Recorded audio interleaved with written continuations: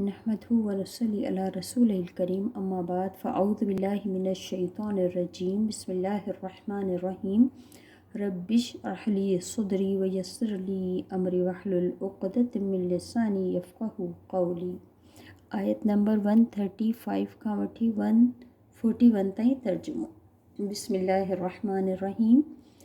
वक़ालू ऐं उहे चवनि था केरु अहले किताब जेके आहिनि पहिरीं वारा तो यहूदी ऐं नसरानी, कूनू थी वञो हूदन औ नसारा यहूदी या नसारा नसरानी क्रिश्चन, तहतदू त तव्हां हिदायत पाईंदा।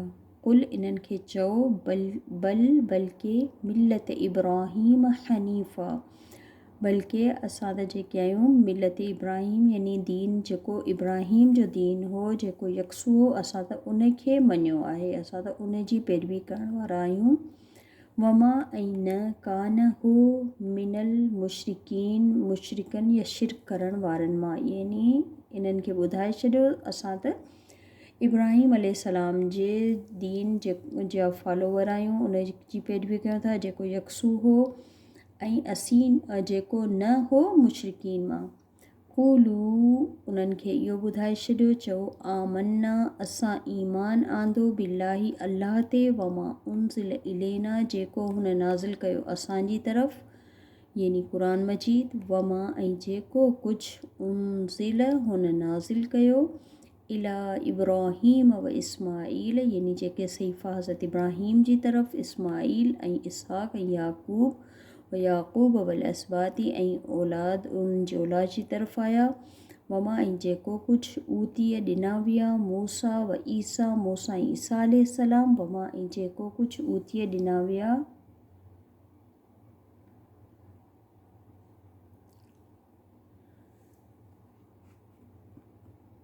नबियून ॿिया नबी पंहिंजे मिन रबिहिम पंहिंजे रब जी तरफ़ां, यानी जेके बि सहीफ़ा आया असां उन्हनि सभिनि ते ईमान आंदो।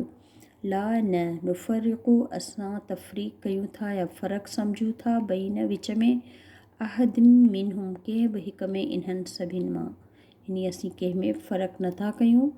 व नहनु ऐं असां लहू हुन जे लाइ मुस्लिमून फर्माबरदार आहियूं। फ़इन पोइ अगरि आमनू उहे ईमान आणिन बेमिसली मानद मां जीअं आमन तुम तव्हां ईमान आंदो, हीअ अल्लाह ताला फरमाए रहिया आहिनि त इन्हनि खे चई छॾियो, ठीकु है। अगरि उहे ईमान आणिन जीअं तव्हां ईमान आंदो आहे बिही न ते फ़क़द इह्तदो त पोइ उहे हिदायत वारा थींदा। व इन ऐं अगरि तवल्लो उहे मुंहुं फेरिन फ़इन मां त बेशक हुम उहे ई फ़ी शिक़ाक़ इख़्तिलाफ़ात में पियल आहिनि, यानी संदनी नुक़सान थींदो। फसयकफ़ीकहुमुल्लाह बस ज़रूरु तव्हांखे बचाईंदो अल्लाह, तव्हांखे बचाईंदो हुननि खां, यानी हुननि जे शर खां तव्हांखे केरु बचाईंदो, अल्लाह फसयकफ़ीकहुमुल्लाह बस तव्हांखे हुननि खां बचाईंदो अल्लाह, यानी हुननि जे शर खां, शरारतुनि खां। वहुआ ऐं उहो ई अस्समीउल अलीम ख़ूब ॿुधण वारो, ख़ूब ॼाणण वारो आहे।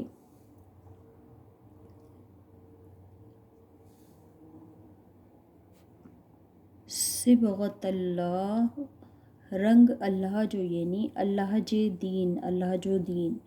वमन अहसनु मिनल्लाहि सिबग़ह ऐं केरु बहितरीन आहे अल्लाह जे रंग खां, यानी अल्लाह जे दीन खां कुझु बि बहितर न आहे, केरु बहितर आहे अल्लाह जे दीन खां, हिते रंग सां मुराद अल्लाह जो दीन आहे। वनहनु ऐं असां लहू उन जे लाइ ई आबिदून इबादत करण वारा आहियूं। कुल चई छॾियो अतुहाजूनना इन्हनि खां पुछो, छा तव्हां हुजत कयो था, हुजतबाज़ी या तकरार कयो था असां सां फिल्लाही अल्लाह जे बारे में, व हुअ जॾहिं त हू रब्बुना असांजो रब आहे, व रब्बुकुम ऐं तव्हांजो बि रब आहे। वलना ऐं असांजे लाइ आमालुना असांजा आमाल आहिनि, वलकुम ऐं तव्हांजे लाइ आमालकुम तव्हांजा आमाल, यानी जेको असां करे रहिया आहियूं सो असांजे लाइ, जेको तव्हां कंदा सो तव्हांजे लाइ। वनहनु ऐं असां लहू मुख़लिसून हुन जे लाइ ई ख़ालिस आहियूं। लहू अल्लाह ताला जे लाइ पियो चए त असां उन जे लाइ ख़ालिस आहियूं, असां उन जी ई इबादत करण वारा आहियूं। अम छा तक़ूलून तव्हां चओ था इन बेशक इब्राहीम व इस्माईल व इसहाक़ व याक़ूब वल असबात कानू हुदन औ नसारा। छा तव्हीं इन्हनि खां पुछो त छा तव्हीं इहो था चओ त इब्राहीम अलैहिस्सलाम, इस्माईल अलैहिस्सलाम, इसहाक़ ऐं याक़ूब ऐं उन्हनि जे औलाद अलैहिस्सलाम जेके सभु यहूदी हुआ या नसरानी हुआ। कुल इन्हनि खां पुछो अंतुम छा तव्हीं आलमो ज़्यादा ॼाणो था, तव्हांखे वधीक इल्मु आहे, अमिल्ला या अल्लाह सुब्हानहू ताला खे वधीक ॼाण आहे, वधीक इल्मु आहे। वमन अज़लमु केरु ऐं केरु वधीक ज़ालिम आहे, केरु वॾो ज़ालिम आहे, मिमन उन खां कतम जेको लिकाए शहादतन इंदहू जेको लिकाए गवाही खे उन वटि जेका आहे मिनल्लाही अल्लाह जी तरफ़ां, यानी हिननि जी किताबनि में हज़रत इस्माईल इब्राहिम ऐं सभिनि जे बारे में लिखियलु हो, यानी हिननि खे सभु ॼाण हुई जेको हू लिकाए रहिया हुआ। वमल्लाहु ऐं न आहे अल्लाह बेगाफ़िलिन गाफ़िल अम्मा उन ॻाल्हि खां तअमलून जेको तव्हीं अमल करे रहिया आहियो, यानी अल्लाह कंहिं ॻाल्हि खां गाफ़िल न आहे। तिल्क इहा उम्मतुन उम्मत क़द ख़लत तहक़ीक़ गुज़री वई, ठीकु है, हीअ हिकिड़ी उम्मत हुई जेको गुज़री चुकी। लहा उन्हनि जे लाइ मां कसबत जेको उन्हनि कमाई कई, वलकुम ऐं तव्हां जे लाइ आहे उहो मां कसबतुम जेको तव्हां कमायो, वला ऐं न तुसअलून तव्हां सवाल कया वेंदा अम्मा उन बारे में कानू हुआ या अमलोन जेके उहे अमल कंदा। कमाई जो मतिलबु हिते एमाल आहिनि, यानी जहिड़ा एमाल उन्हनि जी पुछा जेको कंदो उन जी पुछा उन खां ई थींदी।